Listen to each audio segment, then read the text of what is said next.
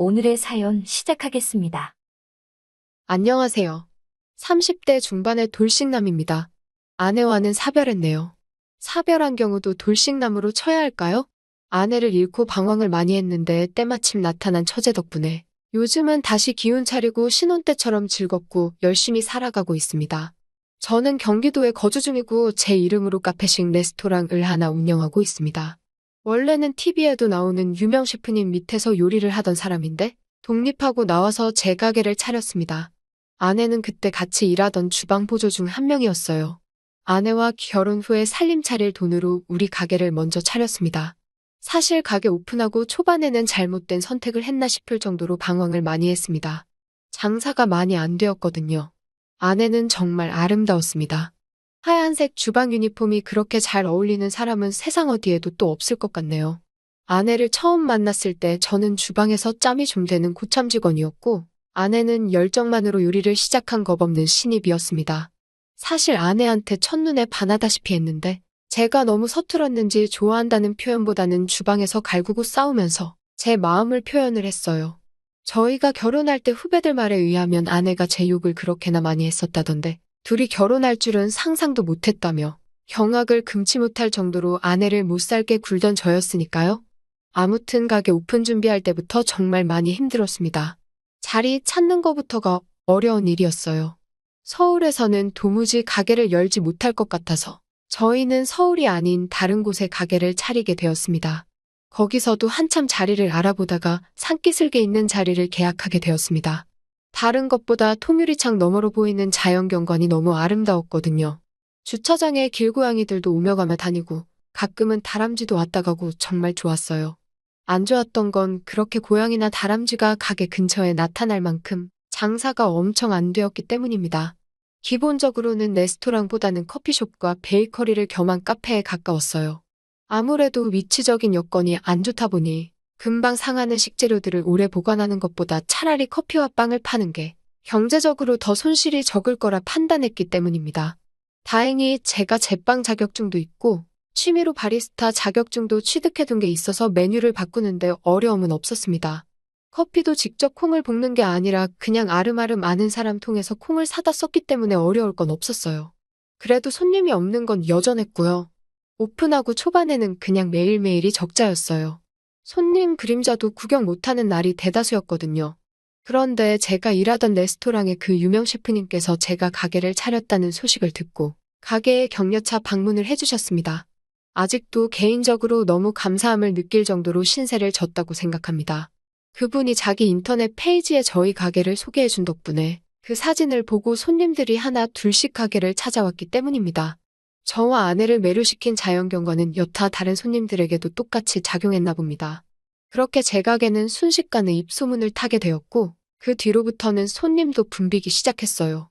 자리 때문에 가게를 워낙 저렴하게 얻었기 때문에 빈 공간을 늘리는 게 아쉬워서 매일매일 빵 만드는 거 도와주느라 지루한 아내를 위해서 점심과 저녁 메뉴를 추가해서 아내가 요리도 할 수 있는 여건을 만들어줬습니다. 집 안 사고 가게를 차리기 잘했다는 생각이 들 정도로 엄청 바빴습니다. 하지만 그만큼 돈도 많이 벌었고요. 저는 아무래도 빵만 만들면 되다 보니까 아침에 웬만한 거 다 준비해두면 그 이후로는 사람 하나 쓰는 게 편해서 사람을 쓰기 시작했어요.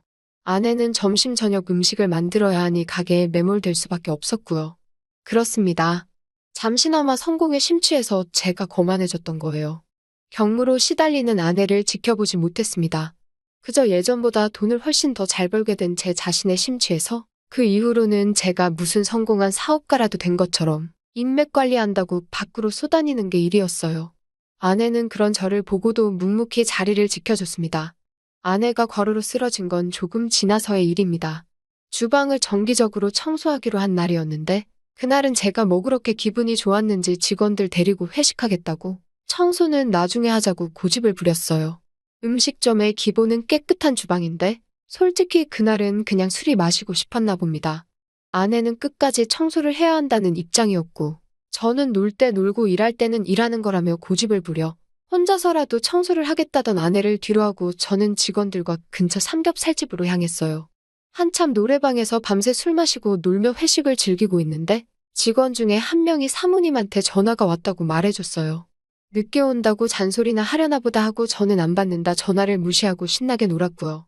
새벽 한참때가 돼서 얼큰한 몸을 이끌고 집에 돌아왔는데 청소 끝내고 돌아와 있어야 할 아내가 집에 없더라고요. 제가 고집 부린 걸로 삐져서 친정에라도 갔는가 보다 하고 올라오는 술 기운을 이기지 못해 저는 그냥 잠에 들었습니다. 아내가 잘못된 걸 알게 된 건 그 다음날 술이 덜 깬 상태로 다급한 직원의 전화를 받고 나서였어요. 평소에도 혼자서 주방일에 시달리던 아내가 혼자서 주방을 청소하다가 과로로 쓰러진 겁니다. 과로로 인한 급성 뇌경색이었고 이미 아내를 발견했을 때는 손쓸 방도가 없었어요. 그렇게 아내를 떠나보냈습니다. 그때가 돼서 반성을 해봐야 이미 늦은 뒤였어요. 저 때문에 아내가 그렇게 되었다는 생각에 가게도 내팽개쳐두고 혼자서 방황을 많이 했습니다.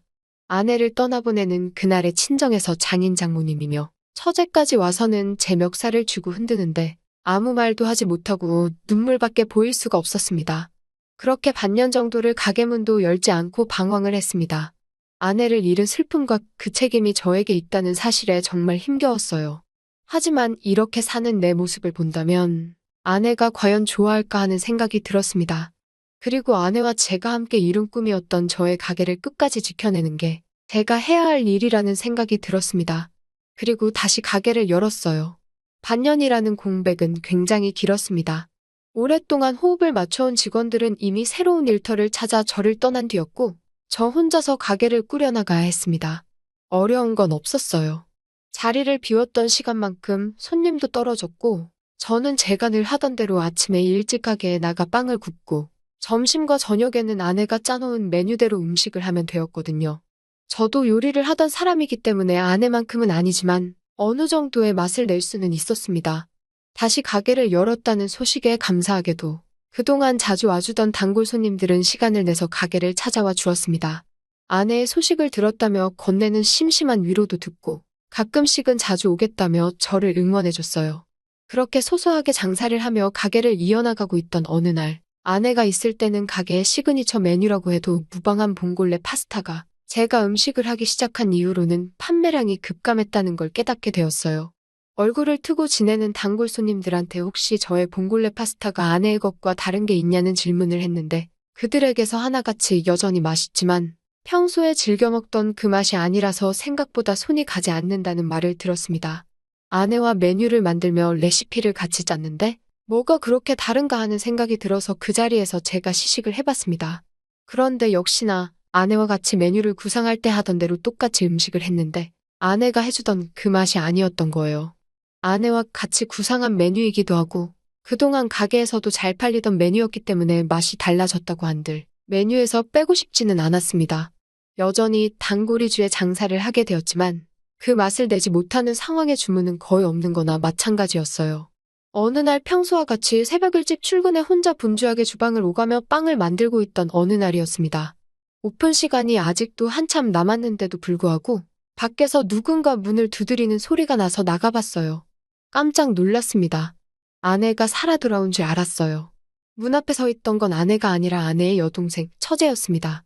아내가 그렇게 된 것에 대해서 저의 책임이 분명했기 때문에 아내가 떠난 뒤로는 처가와는 연락을 끊고 지내고 있었습니다. 아내와 닮은 처제의 모습을 보고 놀라기도 했지만 아닌 꼭두 새벽에 처제가 가게까지 찾아왔으니 저는 정말 놀라고 말았죠. 처제는 카운터 쪽 바에 걸터앉아 빵을 오븐에 집어넣고 있는 저를 빤히 쳐다보고만 있었습니다. 별다른 말은 하지 않고 아내가 있었다면 이리저리 분주하게 돌고 있었을 동선을 아쉬운 듯이 계속 바라보고 있었습니다. 빵의 준비가 다 끝나고 저는 처제에게 다시는 못 볼 줄 알았는데 여기까지 어쩐 일이냐고 물어봤어요. 처제는 시큰둥하게 가게를 다시 열었다는 소식을 듣고 찾아와 봤다고 하더라고요. 제가 어떻게 지내는지 확인도 할 겸사겸사요. 연락은 하지 않았지만 장인 장모님도 걱정을 많이 했는데 이제 이겨내고 잘 지내는 것 같아서 보기 좋다는 말을 해주더라고요. 혼자서 계속 가게를 기웃거리던 처제에게 새벽부터 와서 빈속일 텐데 먹고 싶은 거 있으면 말하라고 했어요. 처제는 저에게 봉골레 파스타를 해달라고 하더라고요. 아내가 제일 자신 있어 하는 메뉴란 걸 알았는지 의외의 부탁에 적잖이 당황했습니다. 이윽고 저는 요리를 끝내 처제의 앞에 접시를 올려주었습니다. 처제는 한술 아내의 요리를 따라한 저희 음식을 맛보고는 이게 아니라는 말을 하더라고요. 그러더니 아내가 입던 앞치마를 메고 주방으로 들어갔습니다. 그리고는 제 앞에 봉골레 파스타를 한 접시 내왔어요. 아내가 담은 것과 비교하면 엄청 서툰 플레이팅이었지만 그 맛은 아내가 만들어주던 그 맛 그대로였습니다. 저는 깜짝 놀랐어요. 처제한테 이건 아내의 맛이라고 어떻게 재현해낸 건지 알고 싶다고 솔직하게 말을 걸었습니다. 처제는 조용히 저를 주방으로 부르더니 처음부터 끝까지 모든 걸 보여줬습니다. 화이트 와인을 넣은 뒤 바지락이 열을 받아 입을 벌리기 전에 타이밍이 가장 중요한 단계라고 설명해 주더군요. 뚜껑을 열었을 때 입을 열지 않은 바지락은 직접 벌려서 꺼내주는 한이 있어도 뚜껑을 여는 시간만큼은 정확하게 맞추는 게 관건이라고 했어요. 그리고 파스타를 볶다가 올리브 오일을 얼마나 넣어야 하는지, 어느 타이밍에 넣어야 하는지 그런 세세한 부분을 전부 다 알려줬습니다. 간단한 순서 몇 가지만 바꿨을 뿐인데 저도 아내가 만들던 그 맛을 금세 재현해내고 말았습니다. 처제는 아내가 자기가 해준 봉골레 파스타를 먹고부터 요리 인생이 시작되었다고 봐도 무방하다며 자랑처럼 이야기했습니다. 그리고 이 봉골레 파스타는 오래전부터 두 사람이 만들어낸 비법의 결정체라고 봐도 무방한 거였지요. 그리고 처제는 제 가게를 찾아온 이유에 대해서도 말해줬습니다. 인터넷에서 가게가 다시 오픈했다는 소식을 받고 그리고 봉골레 파스타가 늘 먹던 맛이 나질 않는다는 어떤 사람이 올린 게시물도 봤다고 합니다. 형부 때문에 언니를 잃게 된 걸 생각하면 용서할 수 없지만 언니의 인생이라고 봐도 무방할 이 가게에서 언니가 만들던 음식이 이젠 더 이상 맛이 없다는 말을 보는 게 더 참을 수 없는 일이었다고 하네요. 그래서 사실 다른 건 몰라도 레시피만큼은 알려줘야겠다는 생각에 찾아왔다는 겁니다. 하지만 처제도 마음이 많이 약해졌나 봐요. 아내의 맛을 찾았다고 기뻐하며 울고 있는 저를 보니 마음이 많이 안타까웠나 봅니다. 제가 아내를 털어내고 이겨낸 것처럼 자신은 물론 장인 장모님도 이제 더 이상 저에게 악감정이 없으니 언제라도 한번 처가에 찾아오라는 말을 했어요. 그날로 바로 처가에 찾아가 눈물 콧물 쏟으며 장인 장모님께도 용서를 받았습니다. 다시 찾아오는 단골 손님들에게는 다시 봉골레 파스타를 자신있게 권해줬고 아내가 남겨놓은 메뉴와 함께 가게는 점차 손님 수가 늘어나기 시작하더니 그때만큼은 아니지만 요즘은 정신없이 바쁜 생활을 하고 있어요. 봉골레 파스타 주문이 들어오면 저는 주방으로 달려가 그녀에게 주문이 들어온 소식을 알립니다. 아내가 만들던 것과 똑같은 파스타를 만들어주는 그녀는 다른 사람이 아니고 바로 아내의 동생 처제입니다. 처가에서 극적인 화해를 한 이후 장사가 바빠지면서 처제에게 주방 일을 도와줄 수 있냐 부탁을 했고 지금은 아내의 빈자리에 아내 대신 처제가 들어와서 저를 도와주고 있습니다. 다시 찾은 아내의 맛과 다시 채운 아내의 빈자리를 이제 두 번 다시 놓치지 않을 겁니다. 아내가 사랑했던 이 레스토랑과 저와 아내의 가족들 모두가 앞으로 영원히 행복했으면 좋겠네요. 제 사연을 들어주셔서 감사합니다. 안녕하세요. 오늘도 레전드 채널을 찾아주셔서 감사합니다. 오늘의 사연은 사연자분에게 걸려온 의문의 전화 한 통이 판도라의 상자를 열게 되는 그런 어마어마하면서도 시원통쾌한 사연입니다. 그럼 사연 바로 시작하겠습니다. 안녕하세요. 저는 서울 한 병원에서 페이닥터를 하고 있는 사람입니다. 사실 저는 한 번에 이혼 경력이 있는 사람입니다. 수련의 시절 제약회사 직원과 결혼을 했어요. 일단 저는 어릴 때부터 부모님 없이 할머니 손에 자랐어요. 가난하고 할머니랑 둘이 있으니 옷도 호질근하고 잘 못 씻고 학교에 갔지요. 그래서 초등학교 때부터 고학년 때까지 심한 왕따를 당했습니다. 의지할 곳이라고는 책밖에 없었고 그 덕분인지 의대를 진학하게 되었지요. 어릴 때 왕따를 당해서 그런지 남들에게 잘 다가가지 못하는 성격이에요. 그런 저에게 제약회사 직원이 먼저 대시를 걸었어요. 처음에는 미련했는데 계속되는 만남과 사람이 내게 와준다는 신기함에 빠져서 급속도로 사랑에 빠지고 결혼까지 했습니다. 그런데 결혼하고 나니 완전 사기 결혼이었죠. 본색을 드러내더라고요. 왕년에 클럽 죽순이었던 버릇을 고치지 못해 클럽에 다니고 외간 남자들과 바람이 난 사실을 알게 되어 결국 결혼 생활 6개월도 안 돼서 이혼을 했습니다. 그 충격으로 5년간 사람도 잘 만나지 않고 일집만 반복하며 살았습니다. 그런 저에게 같은 병원에서 근무했던 간호사분이 제가 나쁜 마음이라도 먹을까봐 정신과 상담을 권유하였고 그렇게 정신과 상담을 받으며 그 간호사분과 가까워졌어요. 그렇게 시작된 인연과 한 3년을 알고 지내다 보니 어느새 연인이 되었고요. 결혼식은 올리지 않고 혼인신고만 올리며 두 번째 결혼 생활이 시작되었습니다. 둘 사이에 딸 아이를 낳았고 중학생이 된 딸이 왕따를 심하게 당하게 됩니다. 저 때문인가 싶어 정말 많이 힘들었지요. 전학도 가보고 했지만 정말 아이들이 무서운 게 그 전학 간 학교에서도 왕따였다고 소문을 내더라고요. 우울증과 공황발작까지 온 아이는 더 이상 못 살겠다고 학교를 못 나가겠다고 하고 고심 끝에 아이를 유학 보내기로 결정했습니다. 아내도 아이가 유학 가는 길 혼자 보낼 수 없다고 본인이 함께 한다고 하였고요. 참 고마웠지요. 아내는 오히려 잘 됐다고 본인이 어렸을 때 다른 나라에서 살아보는 것이 소원이었는데 딸아이랑 같이 살면 외롭지도 않고 좋을 것 같다고 하더라고요. 저 역시 아이 혼자 보내면 무슨 일이 일어날지 모르니 참 다행이라고 생각했어요. 가기 전에 제 명의로 된 통장과 크레딧 카드를 다 마련해 주었습니다. 제가 할 수 있는 것은 재정적인 지원밖에 없었으니까요.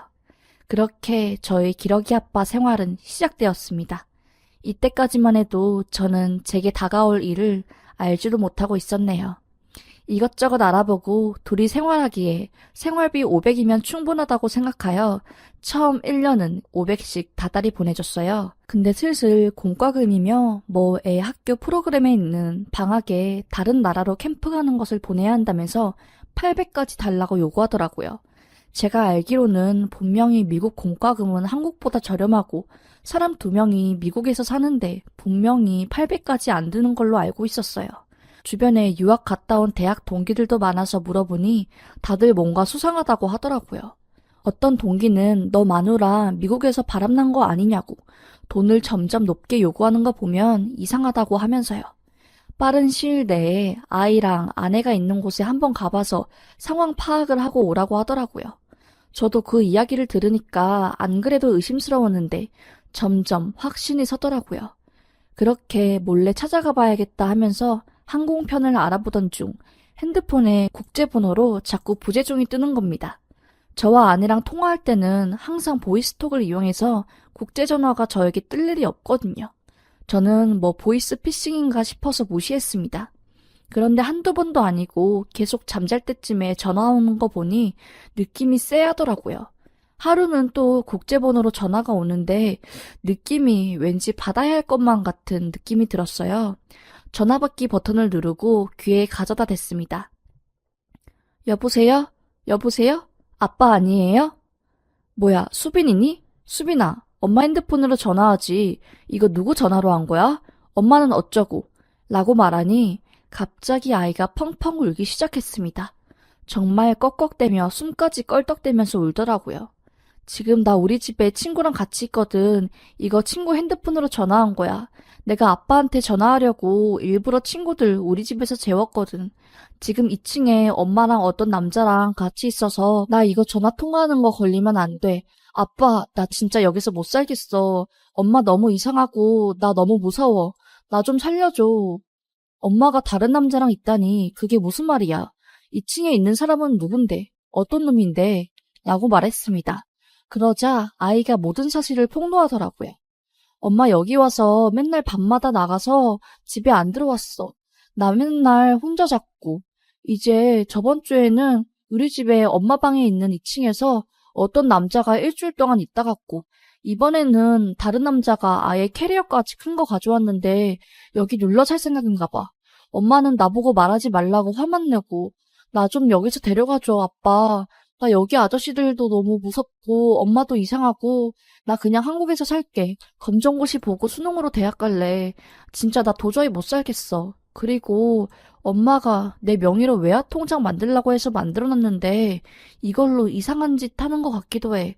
근데 아빠, 절대 내가 전화한 거 말하면 안 돼. 엄마가 이거 알면 나 진짜 죽을 수도 있어. 라고 하더라고요. 알겠어. 절대 안 말할게. 걱정하지 말고 아빠가 내일 병원을 정리하고 바로 데리러 갈 테니까 조금만 참고. 라고 했습니다. 그 이야기를 듣자마자 알아보던 비행기 표 중 가장 빠른 날짜로 예약을 했습니다. 한국으로 도착하는 편은 2장을 예약했고요. 딸 아이 것까지 해서요. 다음날 제가 다니는 병원 대표 원장님께 이 사실을 모두 말하고 일주일 자리를 비웠습니다.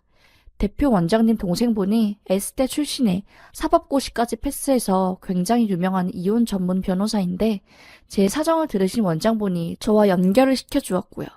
그렇게 이혼 준비를 맡기고 비행기를 타고 딸 아이를 데려왔습니다. 음성 메시지로 아내에게 딸을 데려간다고 전화도 안 받는 거 보니 또 그 남자랑 우리 딸 두고 놀러 갔니? 자세한 건 한국 도착하면 보자고. 가만히 보고 있지는 않을 거야. 너도 내 딸을 이 지경까지 만들었으니 응당한 벌을 받아야지. 라고 남겨두었습니다. 한국에 도착하자마자 핸드폰을 켜보니 아내한테 전화가 수십 통이 와 있더라고요. 무시하고 딸과 함께 딸이 말한 외화 통장을 해지시키러 갔습니다. 깜짝 놀랐네요. 매달 보내주는 거액의 생활비가 부족하다며 찡찡대더니 딸 통장에는 10만 달러가 조금 넘는 금액이 있더라고요. 그렇게 저한테서 꽁쳐놓은 돈을 딸 외화 통장 달러로 저금해두고 있었네요. 환전해서 모두 제 통장으로 보내놨습니다. 그리고 아내에게 전화를 걸었죠. 아내가 받자마자 지금 뭐 하는 짓이야?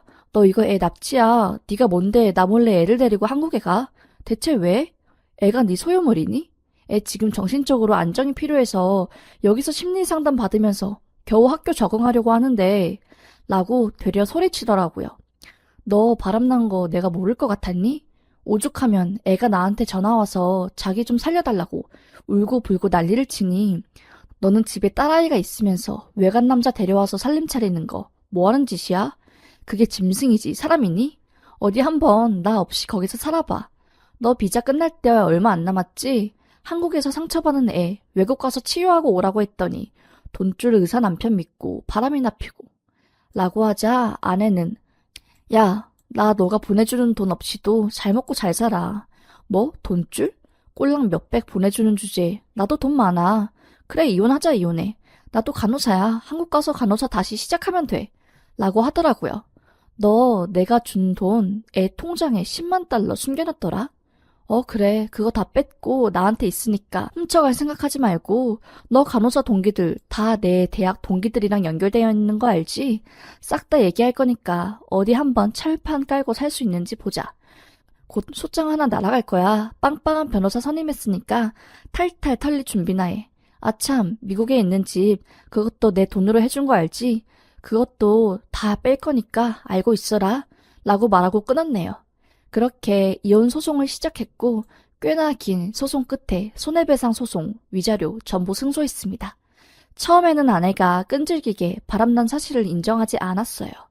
이게 아내에게 더 독이 되어서 반성하지 않는다는 점이 반영되어서 통상적인 경우보다 약간 조금 더 높은 액수의 위자료를 받았습니다. 간호사 라이센스를 가지고 있어서 먹고 사는 데는 지장이 없겠지만 아내 주변 사람들이 제 주변 사람들이기에 모두들 이 사실을 알고 있죠.